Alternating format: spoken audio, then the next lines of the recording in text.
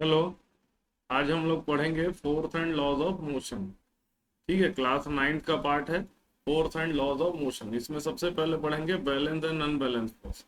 क्या होता है बैलेंस एंड अनबैलेंस फोर्स? इसको इस तरह से एग्जांपल से समझते हैं कि अगर एक ऑब्जेक्ट है, ठीक है, अगर एक ऑब्जेक्ट है, इसमें इस तरफ भी एक फोर्स लगाया गया, ठीक है, मान लीजिए 5 न्यूटन का फोर्स लगाया गया, और उल्टे डायरेक्शन में भी एक फोर्स लगाया गया जो कि सेम है, फोर्स 5 न्यूटन का फोर्स है। फिर से सेम है फोर्स, 5 न्यूटन का फोर्स है।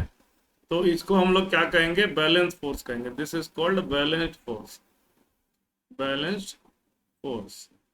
ठीक है, ये दोनों फोर्स एक दूसरे को कैंसल आउट कर देगा। ठीक है, मतलब इसमें बैलेंस फोर्स में नो नेट मूवमेंट, इसमें कोई भी नेट मूवमेंट नहीं होगा, है ना। नेट मूवमेंट नहीं होगा, नो नेट मूवमेंट, है ना। उसी तरह से दूसरा तरह का अगर हम लोग एग्जांपल देख लें कि एक वही ऑब्जेक्ट है, लेकिन अगर फोर्स अलग अलग वैल्यू का है, ठीक है, जैसे यहाँ पर हमने 5 न्यूटन का फोर्स लगा दिया और दूसरे डायरेक्शन में हमने 3 न्यूटन का फोर्स लगा दिया, तो इसको क्या बोलेंगे? इसको हम लोग कहेंगे अनबैलेंस्ड फोर्स। इसको हम लोग कहेंगे अनबैलेंस्ड फोर्स। ठीक है, इसमें क्या होता है? अनबैलेंस्ड फोर्स में there will be some net movement, there will be some net movement, कुछ ना कुछ मूवमेंट होगा। तो यही हमारा क्या है? Unbalance force. ठीक है, अगर हम लोग बोलेंगे इफेक्ट ऑफ फोर्स क्या क्या होते हैं, ठीक है, इफेक्ट ऑफ फोर्स अगर हम लोग समझे, what are the various effect of force, तो बेसिकली इफेक्ट ऑफ फोर्स के कारण 5 इफेक्ट हो सकते हैं। इंक्रीज ऑफ स्पीड, दूसरा डिक्रीज ऑफ स्पीड, तीसरा change in direction, change in direction, चौथा चेंज इन शेप, और पांचवा चेंज इन साइज। ठीक है, तो ये 5 इफेक्ट हो सकते हैं। तो वो जो है, जो पहले के 3 इफेक्ट हैं, वो दोनों अनबैलेंस फोर्स के कारण से आएंगे, अनबैलेंस फोर्स के कारण से आएंगे।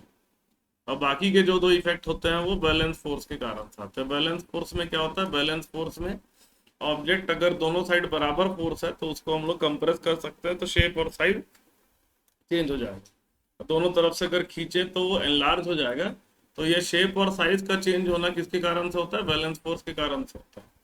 नेक्स्ट टॉपिक हम लोग देखते हैं laws of motion.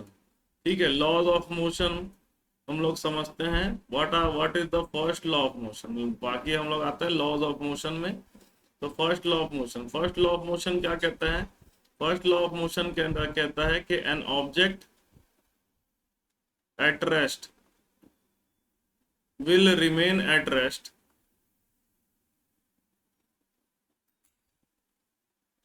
and an object in motion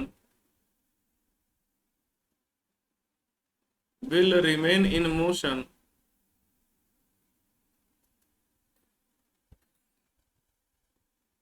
unless and until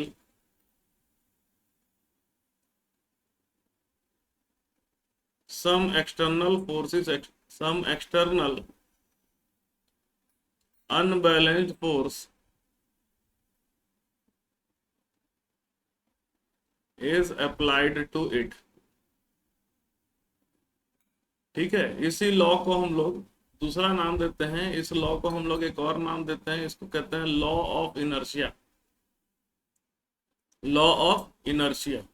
ठीक है, इसको हम लोग क्या बोलते हैं? Law of inertia. Law of inertia ये भी कहता है कि कोई भी ऑब्जेक्ट अपने इनर्शिया को चेंज तब तक नहीं करेगा जब तक हम लोग कोई फोर्स अप्लाई नहीं करते हैं। ठीक है, तब तक वो नहीं करेगा जब तक हम लोग कोई एक्सटर्नल फोर्स उसमें अप्लाई नहीं करते हैं। तो इनर्शिया क्या होता है? इनर्शिया हम लोग समझते हैं, इनर्शिया जो है, inertia is the state of object. ठीक है, इनर्शिया क्या होता है? ऑब्जेक्ट का स्टेट होता है। जैसे इनर्शिया भी अगर हम लोग समझे कि कोई ऑब्जेक्ट रेस्ट पे है, an object at rest will have inertia of rest. जो ऑब्जेक्ट रेस्ट पे है उसका क्या होगा, इनर्शिया ऑफ रेस्ट होगा। एन ऑब्जेक्ट इन मोशन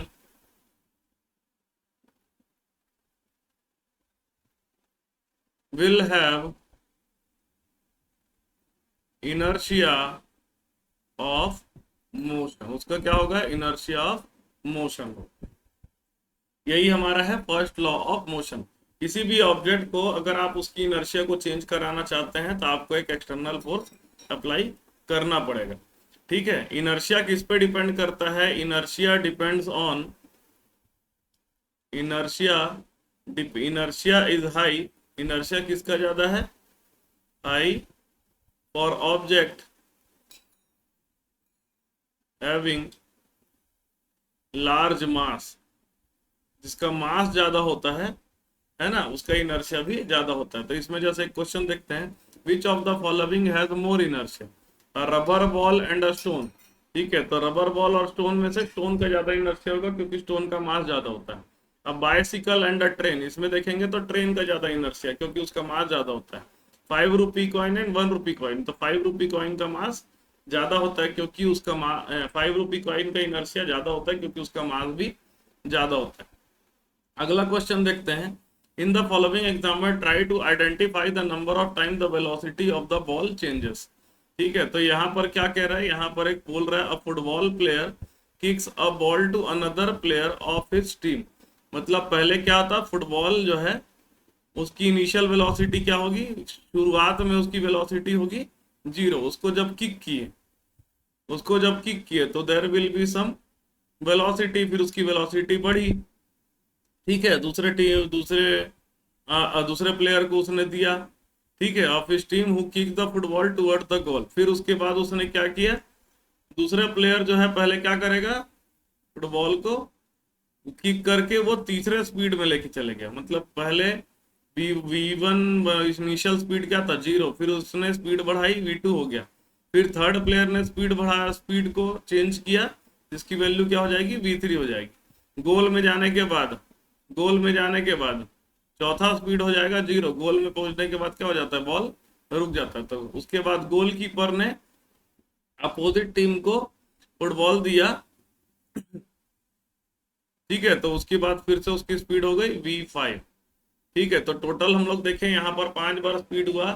पहले प्लेयर 1 जो है 0 से स्पीड को बढ़ाता है V2 तक, प्लेयर 2 V2 से स्पीड बढ़ाता है, V2 से स्पीड चेंज करता है V3 तक, फिर गोल में मारता है ना, फिर क्या करता है, गोल में मारता है तो V4 स्पीड हो गया। फिर उसके बाद जो गोल कीपर है वो किक करके अगले प्लेयर को देता है तो टोटल V5। तो 5 बार यहाँ पर स्पीड चेंज हो गया। Explain why some of the leaves may get detach from a tree if we vigorously shake the branches. जैसे मान लो कि कोई पेड़ है, ठीक है, पेड़ में जैसे मान लीजिए ये पेड़ है, ठीक है, पेड़ में कई सारे ब्रांचेस होंगे, ठीक है, ब्रांचेस है, मान लीजिए ये कई सारे ब्रांचेस हैं, ये हमारा टोटल पेड़ है, इसमें लीव्स बने हुए हैं। ठीक है, लीव्स बने हुए हैं।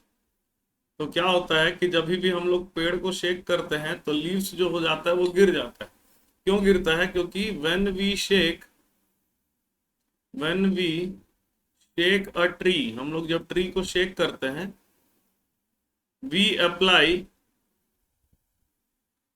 फोर्स टू इट्स ब्रांचेस, हम लोग ब्रांच में हम लोग फोर्स अप्लाई करते हैं। So inertia of branch changes but inertia of leaves remains same। है ना, लीव्स का जो इनर्शिया होगा वो क्या रहता है, सेम रहता है। लीव्स का इनर्शिया क्या रहता है, सेम रहता है। सो ब्रांच क्या करेगा, मूव करने लगेगा, but leaves remain in its position, अपने पोजीशन को नहीं छोड़ पाता लीव्स, क्योंकि हमने फोर्स अप्लाई किया ब्रांच में तो अपने पोजीशन को नहीं छोड़ पाता। So when branch moves, then leaves fall to the ground। ठीक है, तो जब भी ब्रांच मूव होता है तो लीव्स जो होता है वो ग्राउंड में नीचे गिर जाता है। ठीक है, अगला है इसी फर्स्ट लॉ ऑफ मोशन का ही सवाल है, why do we fall in the forward direction when a bus moves, bus brakes to stop and fall backward when it accelerates from rest. ठीक है, इसको समझते हैं। जैसे मान लीजिए ये आपका बस है, ठीक है, इसके अंदर हम बैठे हुए हैं, ये बस है, इसके अंदर हम बैठे हुए हैं या खड़े हैं, समझ लीजिए हम लोग खड़े हैं। ठीक है, हम लोग खड़े। अब देखिए क्या हो रहा है कि जो यहाँ पर फोर्स अप्लाई होता है, किसमें अप्लाई होता है, बस में अप्लाई होता है। ठीक है, तो जब भी बस चल रहा है, बस इज मूविंग, और ना तो हम लोग भी साथ साथ चल रहे हैं, वी आर ऑल्सो मूविंग। अब क्या होता है अचानक से, when suddenly brake is applied, when suddenly brake is applied, then inertia of bus changes।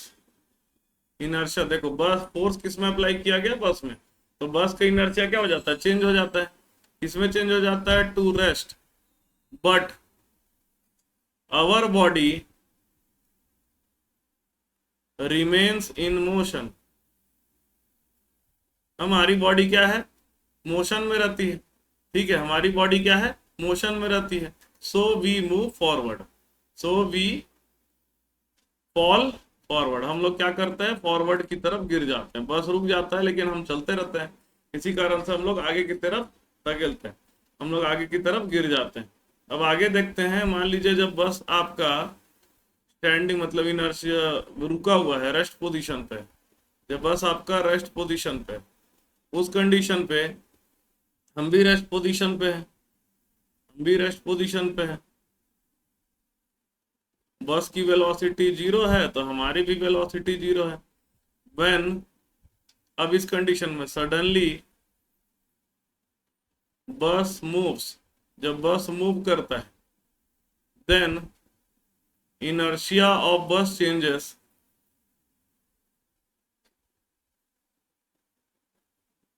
But inertia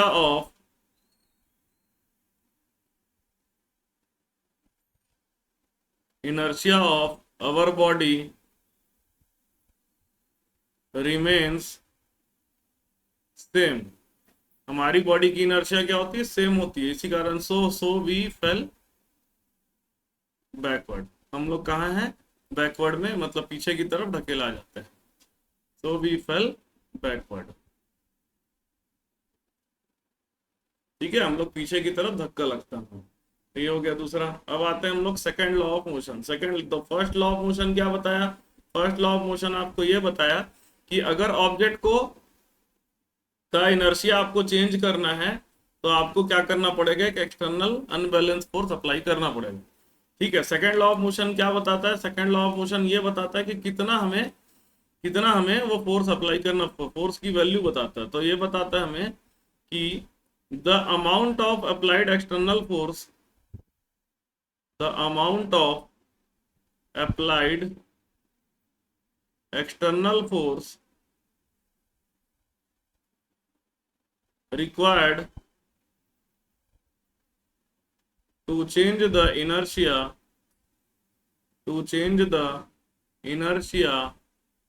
of an object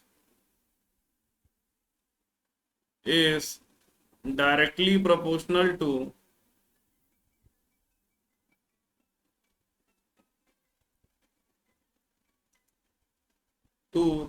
the rate of change of momentum, rate of change of momentum।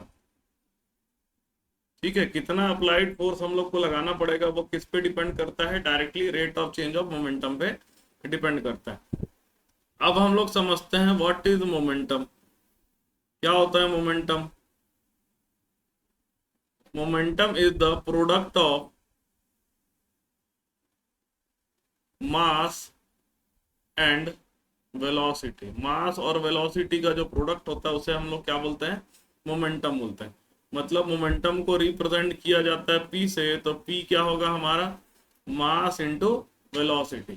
ठीक है, mass into velocity. अब इसको समझते हैं। Suppose object का initial speed है, object initial speed, initial velocity की value है u, फाइनल वेलोसिटी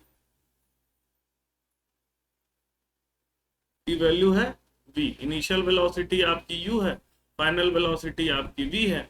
तो इनिशियल मोमेंटम क्या होगा, और मास कितना है, मास हमारा है m। तो इनिशियल मोमेंटम कितना होगा, इनिशियल मोमेंटम, इसको p1 कह देता हूं, ये हो जाएगा mass into initial velocity.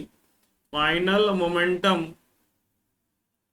Final momentum ये क्या हो जाएगा, इसको हम लोग P2 कह देते हैं, फाइनल मोमेंटम को हम लोग P2 कह देते हैं। ये is equal to mass into final velocity हो जाएगा। अब हम लोग समझते हैं what is rate of change of momentum. Rate of change of momentum क्या है, rate of change of momentum मतलब होता है it is equal to final momentum minus initial momentum upon time. मतलब ये हो जाएगा P2 minus P1 upon time. ठीक है, ये हमारा हो जाएगा rate of change of momentum. मतलब mv minus mu upon t, इसको हम लोग लिख सकते हैं m times of v minus u upon t। इस तरह से लिख सकते हैं v minus u upon t। तो सेकंड लॉ ऑफ मोशन हमें ये बताता है कि force it is directly proportional to rate of change of momentum. Rate of change of momentum मतलब हो जाएगा force it is directly proportional to m times of v minus u by t के बराबर हो जाएगा। प्रोपोर्शनलिटी साइन हम लोग हटाते हैं तो k की वैल्यू एक k लगाते हैं, कांस्टेंट लगाते हैं, v minus u upon t, k की वैल्यू आती है यहाँ पर 1, तो फोर्स की वैल्यू हो जाएगा m times of v minus u upon t। और v minus u upon t motion chapter में हम लोगों ने पढ़ा है एक्सेलरेशन के बराबर होता है। तो इस तरह से हमारा रिलेशन हमको मिला कि force it is directly force it is equal to, force it is equal to mass into acceleration. ठीक है, ये हमें क्या मिल गया, हमें सेकंड लॉ ऑफ मोशन का इक्वेशन मिल गया। ठीक है, force it is equal to mass into acceleration, ये हमारा हो गया सेकंड लॉ ऑफ मोशन। ठीक है, second law of motion means आप यहां पर ये समझ लीजिए कि फोर्स का आपको दो फॉर्मूला मिल गया। एक फोर्स का फॉर्मूला मिल गया F is equal to m times of v minus u upon t, और दूसरा m इंटू ए। दूसरा क्या मिला हमें, m इंटू ए मिला। ठीक है, तो ये हमारा हो गया दो इक्वेशन जिससे आप क्या करेंगे, फोर्स की वैल्यू निकाल सकते हैं। न्यूमेरिकल क्वेश्चन जब सॉल्व करेंगे तो आपको देखना है कि क्वेश्चन में क्या गिवन है। अगर आपको इनिशियल और फाइनल वेलोसिटी गिवन है तो आप सेकंड फार्मूला यूज करेंगे। अगर आपको एक्सेलरेशन दिया हुआ है तो आप क्या करेंगे, फर्स्ट इक्वेशन को यूज करेंगे। ठीक है, तो ये हमारा हो गया सेकंड लॉ ऑफ मोशन। अब इसका क्वेश्चन हम लोग देखते हैं। देखिए, सबसे पहला क्वेश्चन एनसीईआरटी बुक का एग्जांपल 8.1 ये बोल रहा है a constant force acts on an object of mass 5 kg। ठीक है, a constant force acts on an object of mass 5 kg, मतलब ऑब्जेक्ट का मास कितना है, ऑब्जेक्ट का मास है 5 kg for a duration of 2 second. Time कितना दिया हुआ है, 2 सेकंड। मास की वैल्यू दिया हुआ है 5 kg, ड्यूरेशन दिया हुआ है आपको 2 सेकंड, मतलब टाइम आपको दिया हुआ है 2 सेकंड। अब क्या दिया है इसके बाद समझिए, it increases the velocity from 3 metre per second to 7 metre per second. मतलब इनिशियल वेलोसिटी की वैल्यू दिया हुआ है 3 metre per second, final velocity की वैल्यू दिया हुआ है 7 metre per second. Find the magnitude of applied force, मतलब फोर्स की वैल्यू निकालना है। Now if the force was applied for a duration of 5 second, मतलब अगला क्या दे रहा है कि if time is equal to 5 second तो फाइनल वेलोसिटी क्या होगा। What if the duration is 5 second, अगर ड्यूरेशन आप 5 सेकेंड के लिए फोर्स को अप्लाई करते हैं तो फाइनल वेलोसिटी उस पर्टिकुलर कंडीशन के लिए क्या होगा। तो हम लोग देख चुके हैं, मैंने आपको पहले ही बताया कि अगर वेलोसिटी दिया है तो हम सेकंड फार्मूला यूज करेंगे, force it is equal to m times of v minus u upon t. तो फोर्स की वैल्यू हो जाएगी F is equal to mass की वैल्यू दिया हुआ है 5, फाइनल वेलोसिटी आपको दिया हुआ है 7, इनिशियल वेलोसिटी दिया हुआ है 3, होल डिवाइडेड बाय टाइम की वैल्यू आपको दिया हुआ है 2। ये हो जाएगा 5 टाइम्स ऑफ 7 माइनस 3 हो जाएगा 4 अपॉन 2, 2 1 जा 2, 2 2 जा 4, तो आंसर आ जाएगा 10 न्यूटन। ठीक है, अगला क्या दे रहा है, अगला दे रहा है कि अगर आपका ड्यूरेशन 5 सेकेंड है, मतलब फिर से सेम फॉर्मूला यूज करेंगे, m5, फाइनल वेलोसिटी आपको निकालना है सेकंड केस के लिए, इनिशियल वेलोसिटी 3 दिया हुआ है, टाइम आपका दे दिया 5 सेकेंड, 5 को काट दें, फोर्स की वैल्यू हम लोगों ने निकाल लिया है 10, ये हो जाएगा v माइनस 3, तो वेलोसिटी आपकी हो जाएगी 13 मीटर पर सेकेंड।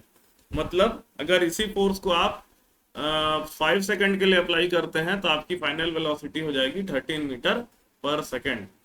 चलिए नेक्स्ट क्वेश्चन करते हैं।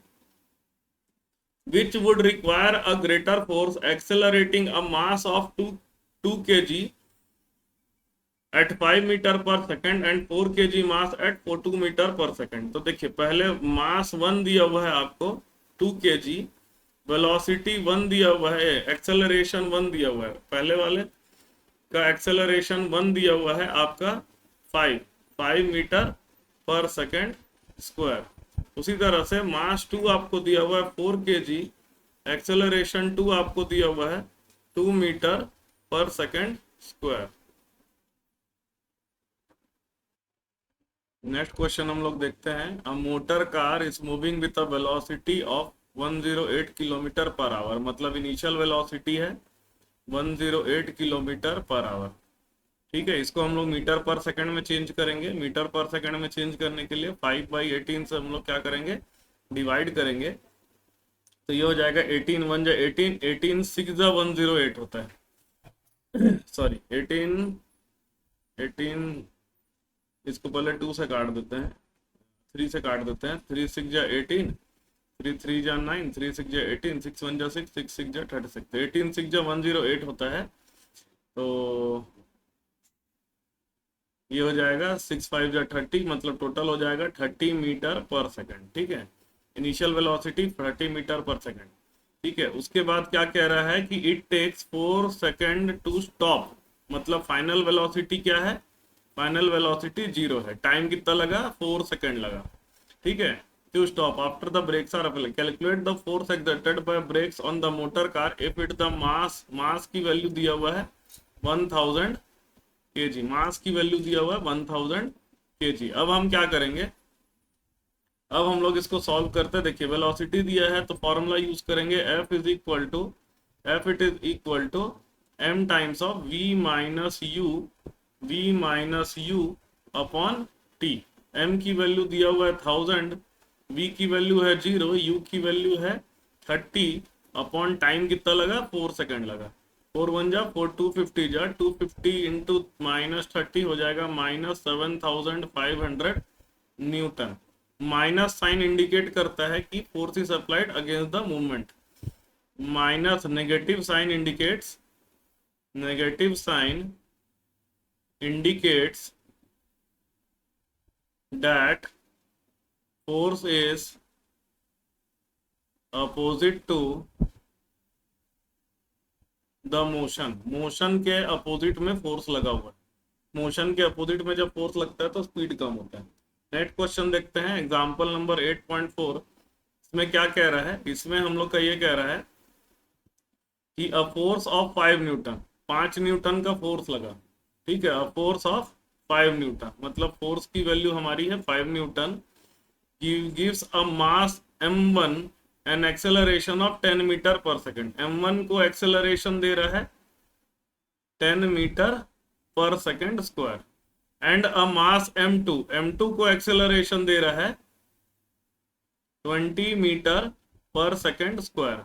What is the acceleration if both the masses were held tight together, उनको दोनों को बांध देंगे तो टोटल एक्सेलरेशन क्या होगा। मतलब force is equal to mass into acceleration, force is equal to m1 into a1 हो जाएगा। तो m1 की वैल्यू हो जाएगी F अपॉन a1, मतलब हो जाएगा 5/10, 1/2 kg हो जाएगा। उसी तरह से अगर m2 देखें, ये हो जाएगा F अपॉन a2, F की वैल्यू 5 है, a2 की वैल्यू 20 है, ये हो जाएगा 1/4 kg। अब क्योंकि दोनों मास को क्या कर दिए हैं, दोनों मास को जोड़ दिए, मतलब टोटल मास, टोटल न्यू मास कितना हो जाएगा, नया मास m1 प्लस m2 हो जाएगा, मतलब हो जाएगा 1/2 प्लस 1/4, ये आंसर आ जाएगा आपका 3/4, है ना। अब नया एक्सेलरेशन निकालना है तो F is equal to m1 plus m2, दोनों मास को ऐड कर दिए हैं, इनटू एक्सेलरेशन a मान लेते हैं। F की वैल्यू हमारी दी हुई है 5, m1 प्लस i2, m2 है 3/4, a निकालना है मुझे, a की वैल्यू आ जाएगी 20/3 मीटर पर सेकेंड स्क्वायर, या डेसिमल में करेंगे तो 6.6 मीटर पर सेकेंड स्क्वायर आ जाएगा। नेक्स्ट क्वेश्चन देखते हैं, इसमें ग्राफ वाला क्वेश्चन है।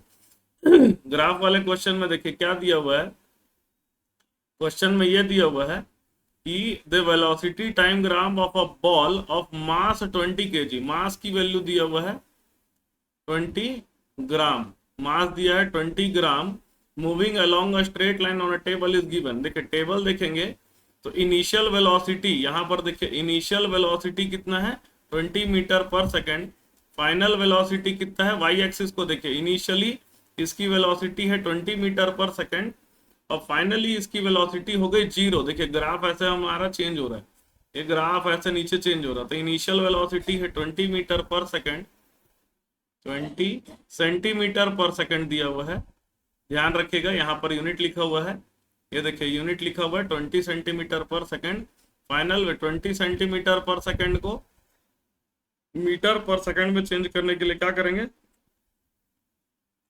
100 से डिवाइड करेंगे, ये हो जाएगा 1/5, ठीक है, ये हो जाएगा 1/5 मीटर पर सेकेंड, ठीक है।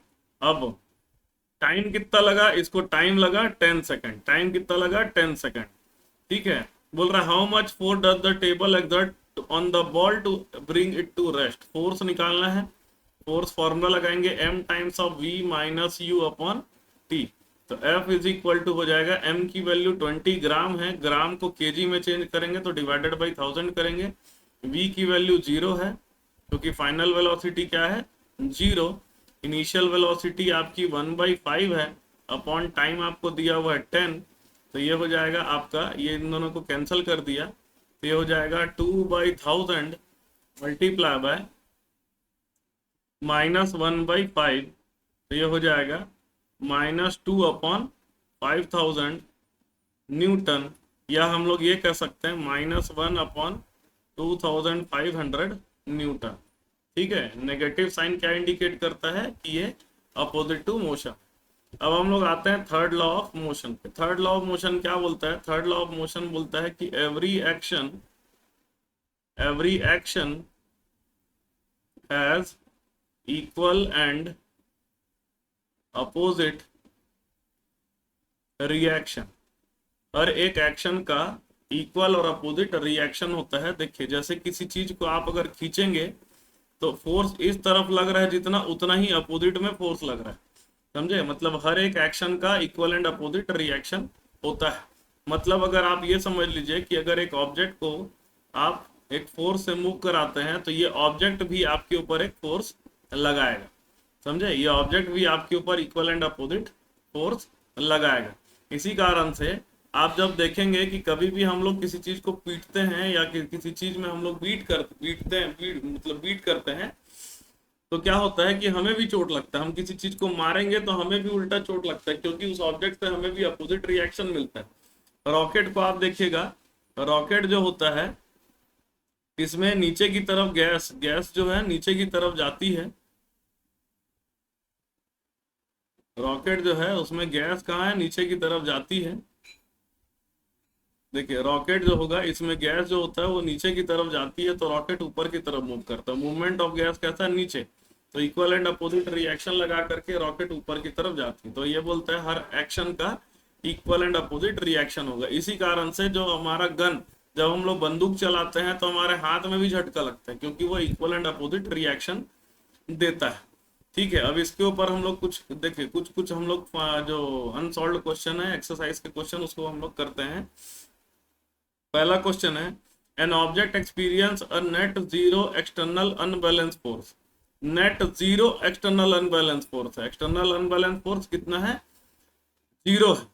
ठीक है, is it possible for the object to be travelling with a non zero velocity. क्या वो नॉन जीरो वेलोसिटी से चल सकता है? Yes.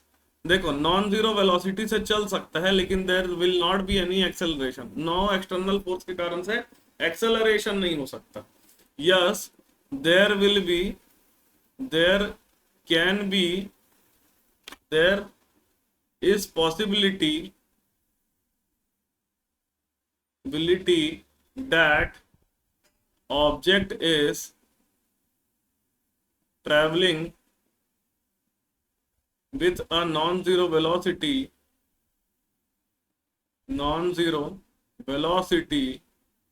if there is no external force when object is already in motion।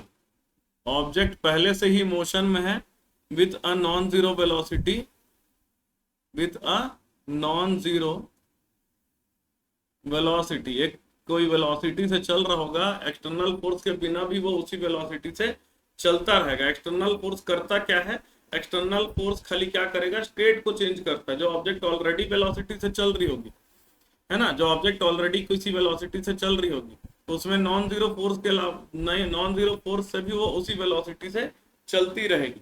ठीक है, उस कंडीशन में क्या होगा, उस कंडीशन में वेलोसिटी चेंज नहीं होगा। फोर्स बेसिकली करता क्या है, फोर्स बेसिकली या तो एक्सेलरेशन करेगा या रिटार्डेशन करेगा।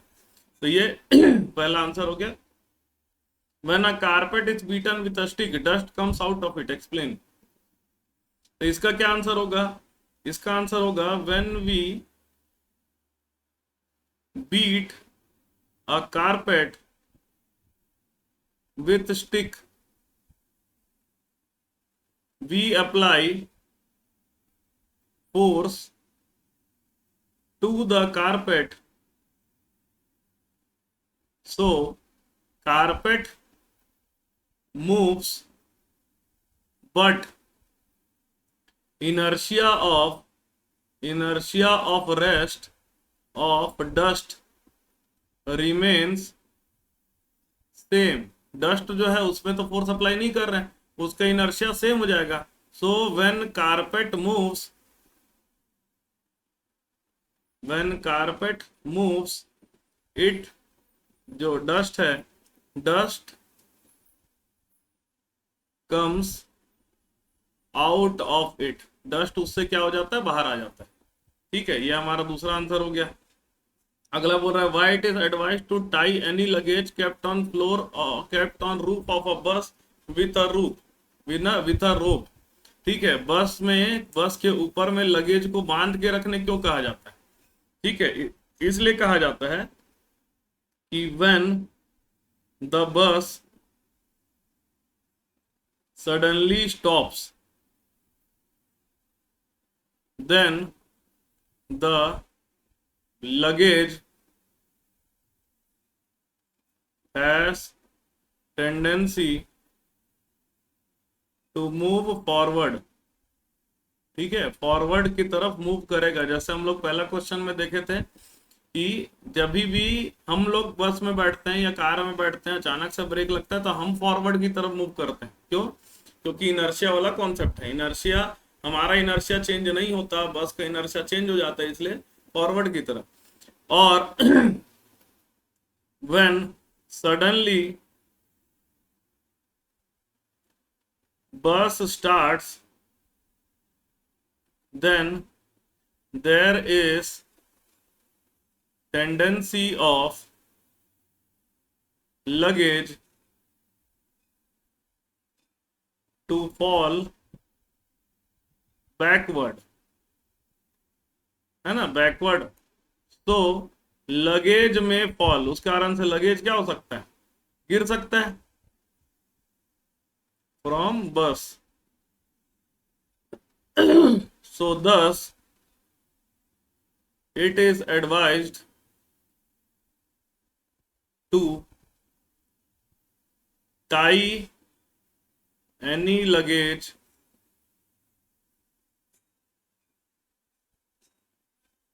kept on the roof of a bus। बस के रूप में जो लगेज है उसको बांध के रखने इसीलिए कहा जाता है। अगला क्वेश्चन है, जैसे कि समझिएगा, when a batsman hits a cricket ball which then rolls on a level ground, after covering a short distance the ball comes out to the rest, the ball slows to a stop because ball क्यों रुक जाता है, जब ball को मारते हैं तो ball क्यों रुक जाता है। ठीक है, बॉल बैट्समैन क्या अच्छे से नहीं मारा है, फोर्स तो लगा है, बॉल को रुकना नहीं चाहिए। वेलोसिटी प्रोपोर्शनल टू फोर्स होता है, ये भी सही है, लेकिन यहाँ पर बॉल इसलिए रुकता है क्योंकि एक फ्रिक्शन फोर्स, मोशन के अपोजिट हमेशा एक फ्रिक्शन फोर्स लगा रहता है, जिसके कारण से क्या होता है, बॉल हमारा रुक जाता है। चलिए नेक्स्ट क्वेश्चन करते हैं। A truck starts from rest, starts from rest दिया हुआ है क्वेश्चन में, मतलब क्या है, स्टार्ट्स फ्रॉम रेस्ट का मतलब होता है इनिशियल वेलोसिटी आपको जीरो दिया हुआ, 0 metre per second. Rolls down a hill, initial velocity आपको दिया हुआ है 0 metre per second. rolls down a hill with a constant acceleration, it travels a distance of 400 metre. कितना डिस्टेंस ट्रेवल कर दिया, डिस्टेंस की वैल्यू दिया हुआ है 400 मीटर इन 20 सेकेंड, टाइम की वैल्यू दिया हुआ है 20 सेकेंड। फाइंड इट्स एक्सेलरेशन, क्या क्या निकालना है, एक्सेलरेशन की वैल्यू निकालना है। Find the force acting on it if its mass is 7 tonne, mass की वैल्यू 7 टन दिया हुआ है, और 1 टन जो होता है 1000 केजी का होता है, तो टोटल मास केजी में अगर लिखेंगे तो हो जाएगा 7000 केजी। ठीक है, तो हमें दोनों चीज निकालना। तो हम लोग एक फॉर्मूला पढ़े हैं लॉज ऑफ मोशन चैप्टर में, इक्वेशन ऑफ मोशन में, कि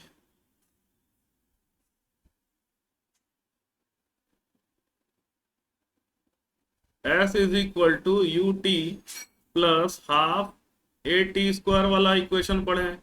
S की वैल्यू 400 दिया हुआ है, U की वैल्यू 0 दिया है, T की वैल्यू 20 प्लस हाफ A की वैल्यू मुझे निकालना है, टी स्क्वायर मतलब हो जाएगा 400, तो हमारा हो जाएगा 400 इंटू 2 अपॉन 400, ये आ जाएगा A, तो A की वैल्यू हमारी आ जाएगी, कितना आ जाएगा, A की वैल्यू आ जाएगी हमारी 2 metre per second square. 400 cut जाएगा। अब आगे देखते हैं, आगे हमें क्या निकालना है, फोर्स भी निकालना है। फोर्स इज इक्वल टू क्या होता है, force it is equal to mass into acceleration. तो मास हमको दिया हुआ है 7000 केजी, एक्सेलरेशन हमारा दिया है 2, ये हो जाएगा 14000 न्यूटन का फोर्स लगेगा।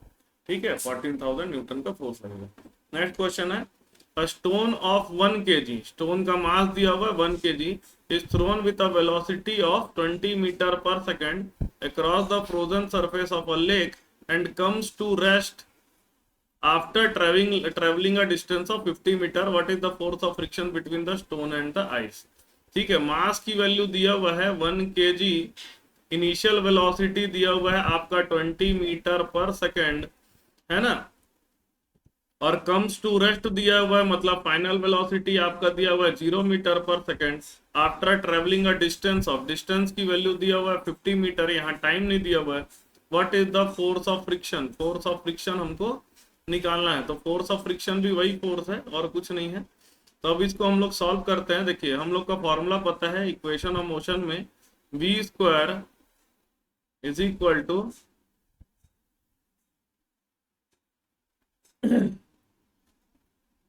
v is equal to u, अच्छा ए भी नहीं दिया है ना हमारा, चलिए ठीक है कोई दिक्कत नहीं है।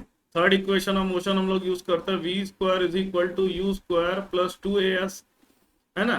तो v की वैल्यू 0 दिया हुआ है, यू स्क्वायर हो जाएगा 400 प्लस 2 इंटू ए मुझे नहीं पता, s की वैल्यू दिया हुआ है 50, तो हमारा हो जाएगा a is equal to -400 upon 100 हो जाएगा, तो -4 मीटर पर सेकेंड स्क्वायर हो जाएगा। और फोर्स इज इक्वल टू क्या होता है, मास इंटू एक्सेलरेशन होता है, मास की वैल्यू दिया हुआ 1, एक्सेलरेशन -4, तो ये हो जाएगा -4 न्यूटन। चलिए नेक्स्ट क्वेश्चन करते हैं। 8000 kg इंजन, ठीक है, देखिए मतलब मास की वैल्यू दिया हुआ है 8000 kg, देखिए ये पूरा मास नहीं है, 8000 kg engine engine pools a train of 5 wagon, ठीक है, मतलब एक इंजन है, उसके पीछे छोटे छोटे 5 वैगन है। इंजन का मास है 8000 kg और ये सभी का मास है ईच 2000, सबका 2000, ठीक है। तो टोटल मास अगर देखें, मास की वैल्यू हो जाएगी 8000 प्लस 5 इंटू 2000, तो ये आपका आ जाएगा 18000 kg, ठीक है। मास टोटल 18000 दे दिया। If the engine exerts a force of 40000 Newton, force की वैल्यू दिया हुआ आपका 40000 Newton, and the friction force, friction force देखो आगे की तरफ जो फोर्स लगा हुआ है, फ्रिक्शन फोर्स को स्मॉल एफ लिख देता हूं, ये आपका 5000 Newton, friction force small F opposite direction में लगता है हमेशा। Calculate the net accelerating force, तो नेट फोर्स क्या हो जाएगा नेट फोर्स आपका हो जाएगा 18, नेट फोर्स आपका हो जाएगा 40,000 माइनस 5,000, दोनों अपोजिट डायरेक्शन में डायरेक्ट माइनस कर देंगे तो हो जाएगा 35,000 न्यूटन। ये पार्ट 1 हो गया। सेकंड बोल रहा है एक्सेलरेशन ऑफ द ट्रेन, तो एक्सेलरेशन क्या होता है, फोर्स अपॉन मास होता है। तो एक्सेलरेशन हो जाएगा आपका, फोर्स की वैल्यू 35,000 है और मास की वैल्यू आपकी 18,000 है ना, ये इसको काट दिया, 35/18 मीटर पर सेकंड स्क्वायर, ये अराउंड 1.96 के आसपास आपका आएगा मीटर पर सेकंड स्क्वायर। चलिए नेक्स्ट क्वेश्चन करते हैं। बोल रहा है an automobile vehicle has a mass of 1500 kg, mass की वैल्यू दिया हुआ है आपका 1500 kg। What must be the force, मतलब फोर्स की वैल्यू क्या होगा ये आपको निकालना है between the vehicle and the road if the vehicle is to be stopped with a negative acceleration. Negative acceleration में एक्सेलरेशन को हम माइनस में ले लेते हैं, फोर्स की वैल्यू निकालना है, डायरेक्ट बनेगा force it is equal to mass into acceleration. Mass हमारा 1500 है, एक्सेलरेशन -1.7 है, इसकी वैल्यू आ जाएगी 1500 इंटू -1.7, ये हो जाएगा 15 इंटू 17, 7 5 जा 35, 7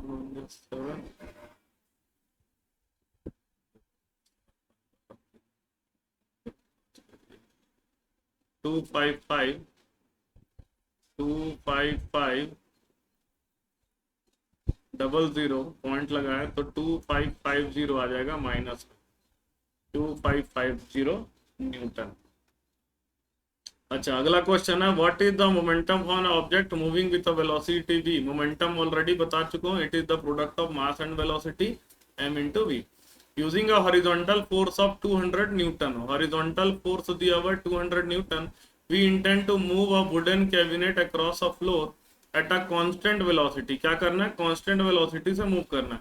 what is the friction force that will be exerted on the cabinet, ठीक है। वेलोसिटी कांस्टेंट है मतलब there is no acceleration, velocity is constant means acceleration should be equal to 0। So net force कितना होना चाहिए, net force भी 0 होना चाहिए। अगर एक्सेलरेशन 0 है तो नेट फोर्स भी कितना होना चाहिए, 0। मतलब फॉरवर्ड फोर्स जो 200 न्यूटन है उसी के बराबर कितना होना चाहिए फ्रिक्शन फोर्स, ये भी कितना होना चाहिए, 200 न्यूटन।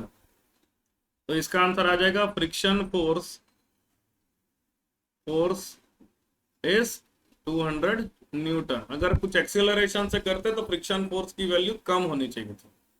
ठीक है, चलिए आगे बढ़ते हैं। According to third law of motion, when we push on an object the object pushes back on us with an equal and opposite force. If the object is a massive truck parked along the roadside, it will probably not move. A student justifies this by answering that the two opposite and equal forces cancel each other. Complement on this logic and explain why the truck does not move. देखिए, ये जैसे मान लीजिए truck है, ये देखिए आपका truck है, आपने एक फोर्स लगाया, जो भी एक फोर्स लगाया आपने, ट्रक भी आपके ऊपर उतना ही फोर्स लगाएगा, ट्रक भी आपके ऊपर इतना ही फोर्स लगाएगा। तो इसका मतलब ये नहीं है कि ट्रक का नेट फोर्स जीरो हो जाए। ट्रक का नेट फोर्स जीरो क्यों हो रहा है? क्योंकि ट्रक के अपोजिट में एक और फ्रिक्शन फोर्स भी है, समझे? तो truck is not moving, truck is not moving because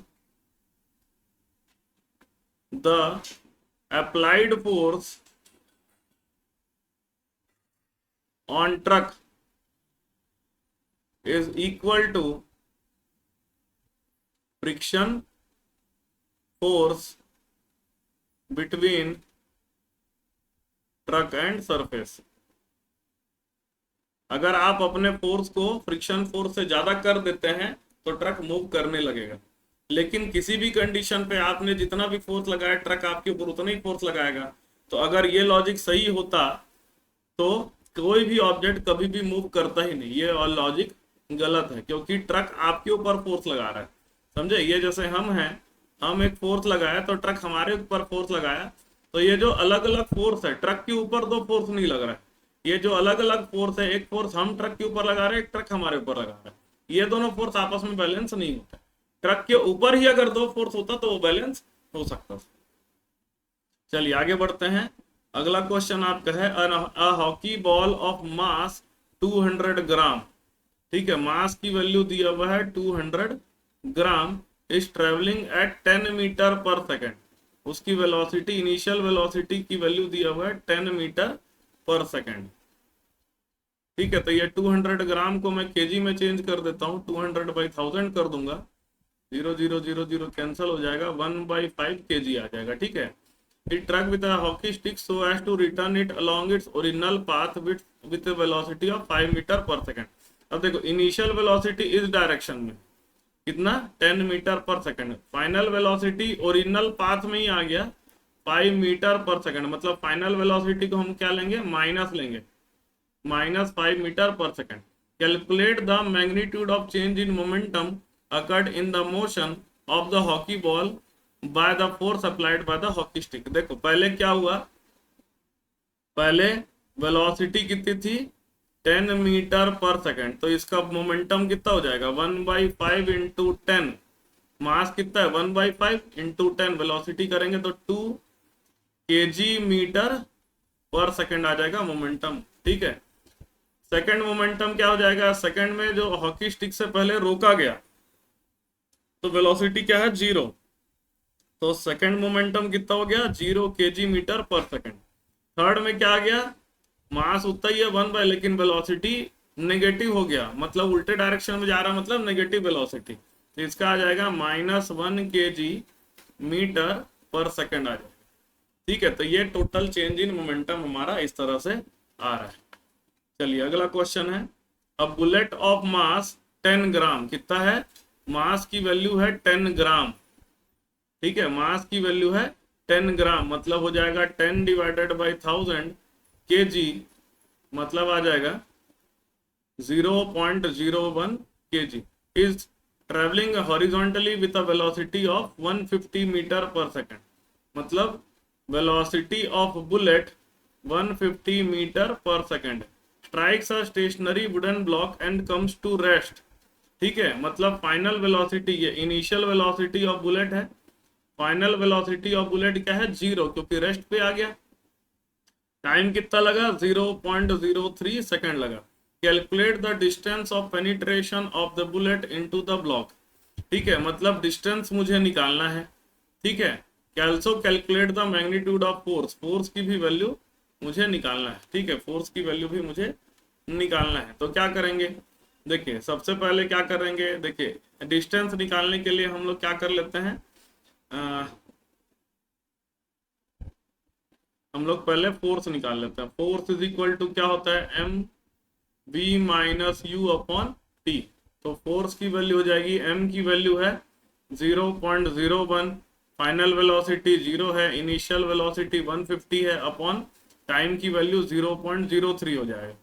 मतलब फोर्स की वैल्यू आपकी आ जाएगी -150 अपॉन 3, मतलब आ जाएगा -50 न्यूटन। ठीक है, -50 न्यूटन आ जाएगा। अब हमें क्या करना है, डिस्टेंस निकालना है। तो ये वाला फॉर्मूला यूज कर लेते हैं, s is equal to u t plus half a t square. इसमें ए की वैल्यू नहीं दिया है, चलिए ठीक है, ए निकाल सकते हैं। ए इज इक्वल टू क्या हो जाएगा, एफ अपॉन एम।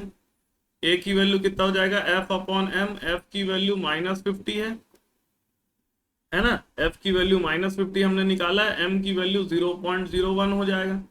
तो एक्सेलरेशन हो जाएगा -50 मीटर पर सेकेंड स्क्वायर।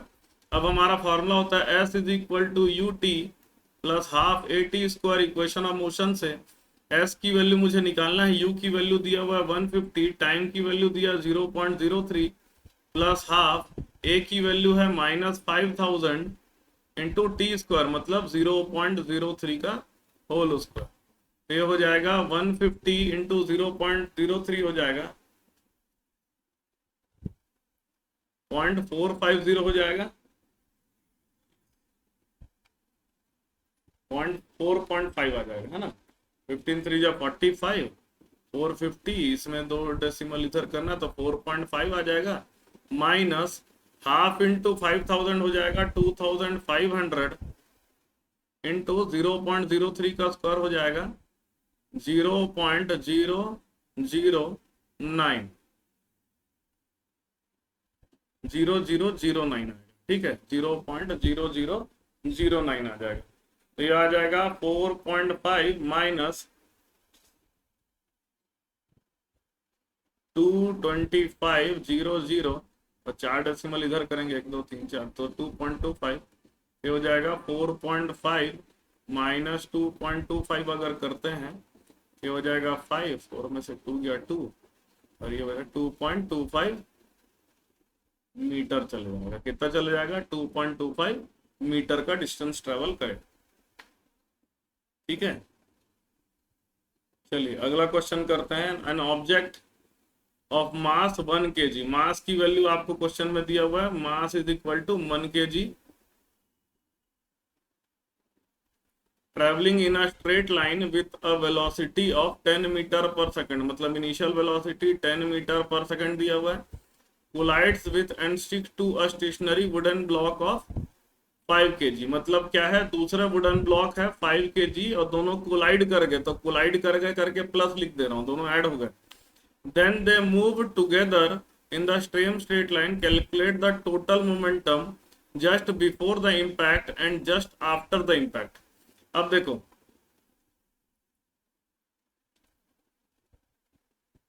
ठीक है, total momentum just before the impact और जस्ट आफ्टर द इम्पैक्ट हम लोग को निकालना है। ठीक है,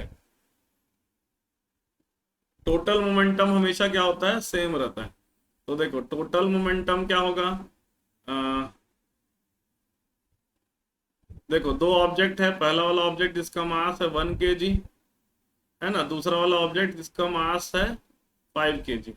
इसकी वेलोसिटी थी 10 मीटर पर सेकेंड और इसकी वेलोसिटी थी 0।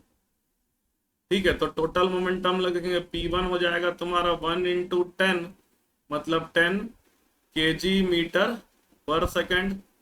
दूसरे का मोमेंटम हो जाएगा 0 kg metre per second. Total momentum हो जाएगा, दोनों को ऐड करेंगे तो आ जाएगा 10 kg मीटर पर सेकेंड। ठीक है, बाद में दोनों स्टिक कर गया, स्टिक कर गया मतलब मास अब हो गया, मास टोटल मास हो जाएगा 6 kg है ना, टोटल मोमेंटम उतना ही होना चाहिए। टोटल मोमेंटम आ जाएगा आपका, total momentum 10 kg metre per second है, तो हो जाएगा 6 × V, it is equal to 10 kg metre per second. तो V की वैल्यू आ जाएगी 10/6, मतलब मीटर पर सेकेंड आ जाएगा। टोटल मोमेंटम क्या होता है, स्टार्टिंग में एंड में टोटल मोमेंटम क्या होता है, कंजर्व्ड ही रहता है, चेंज नहीं होता है। ठीक है, ये एनसीईआरटी के सिलेबस से इस साल डिलीट हो गया, फिर भी मैंने बता दिया, याद रखिएगा टोटल मोमेंटम कभी भी चेंज नहीं होता है। तो कंबाइंड ऑब्जेक्ट का टोटल वेलोसिटी आएगा 10/6 मीटर पर सेकेंड। ठीक है, चलिए नेक्स्ट आते हैं क्वेश्चन में।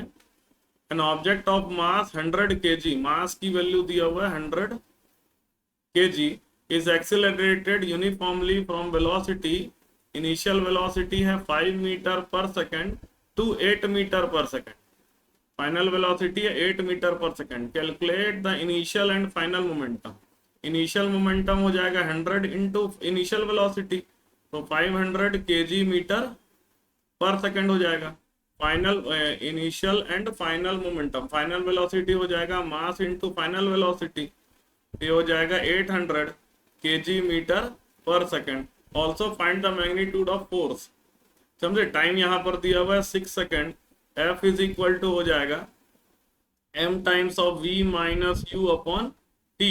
m आपको दिया हुआ है 100, v की वैल्यू है 8, u की वैल्यू है 5 अपॉन t की वैल्यू है 6, तो हो जाएगा 100 इंटू 3 अपॉन 6, 3 1 जा 3 2 जा 2 1 जा 250 जा, तो आप फोर्स आ जाएगा आपका 50 न्यूटन। ठीक है, तो ये हमारा अगला क्वेश्चन। अब अगला क्वेश्चन है, how much momentum will a dumbbell, dumbbell का मास दिया हुआ है 10 kg, mass of dumbbell is 10 kg, transfer to the floor, वो फ्लोर पे गिरा, if its fall from a height of 80 metre, height की वैल्यू दिया 80 सेंटीमीटर दिया हुआ। Take the downward acceleration, g की वैल्यू आपको लेना है 10 मीटर पर सेकेंड स्क्वायर।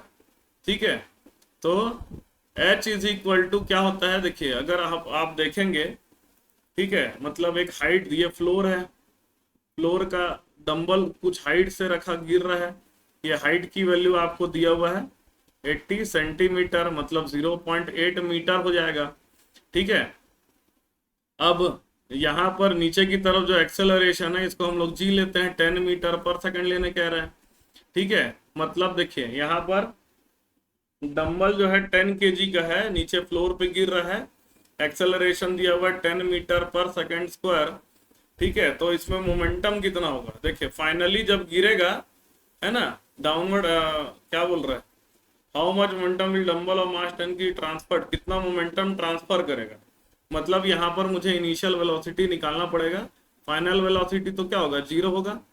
तो v इज इक्वल टू, देखिए इनिशियल वेलोसिटी मान लेते हैं u है, v इज इक्वल टू क्या होता है, u प्लस 80 होता है ना।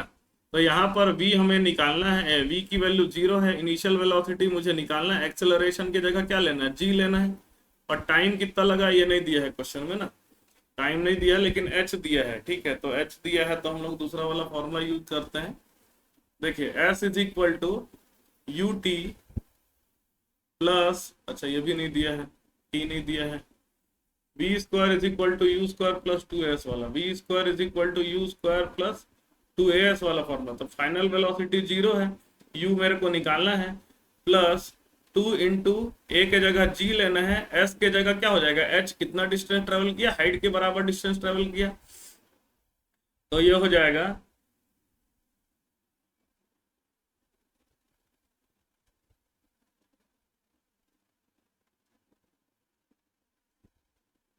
अच्छा फाइनल वेलोसिटी नहीं, इनिशियल वेलोसिटी आपका 0 है क्योंकि ऊपर से गिरा है, फाइनल वेलोसिटी मुझे निकालना है, तो v square is equal to 0 का स्क्वायर प्लस 2gh हो जाएगा, v की वैल्यू हो जाएगी v square is equal to 2 into g के जगह 10 लेना है और h के जगह आपको लेना है 0.8, ये हो जाएगा 8 2 जा 16, आंसर आ जाएगा 16 आ जाएगा।